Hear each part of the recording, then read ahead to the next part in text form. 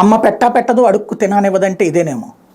ఒక ప్రభుత్వము తన సేవని ప్రజల వద్దకు తీసుకొస్తానంటూ నలుగురు ఆఫీసర్లను ఇంటి దగ్గరికి పంపిస్తే అద్భుతం, సూపర్ అని మాట్లాడుకున్నటువంటి ఆంధ్రప్రదేశ్లో మన ఇంటి దగ్గరికే ప్రభుత్వం తరపున ఉన్నటువంటి వాలంటీర్ అనే ప్రతినిధి వచ్చి, అయ్యా మీకు ఈ సంక్షేమ పథకాలు వస్తాయి, మీరు ఈ విధంగా లబ్ధిదారులు అవుతారు, మీరు అప్లై చేసుకోండి అని చెప్పేసి తన వెంట తెచ్చిన ట్యాబ్లోనే మన అప్లికేషన్ డీటెయిల్స్ అన్నీ చేసి మన చేత్తోనే థంబ్ ఇంప్రెషన్ తీసుకుని కన్ఫామ్ చేస్తే ఇంటి దగ్గరకు వచ్చినటువంటి పాలనని తీసుకొచ్చినటువంటి వ్యక్తి వాలంటీర్.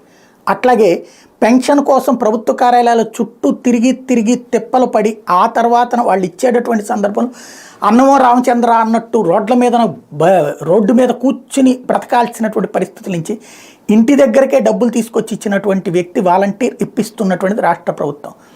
ఈ వాలంటీర్ వ్యవస్థ మీద కత్తి కట్టడం ఏంటో అర్థం కాదు.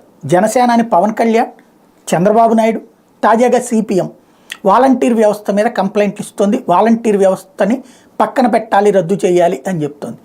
నోటికొచ్చిన ముద్దని లాగేయాలన్నటువంటి దారుణమైనటువంటి పరిస్థితి ఏంటి?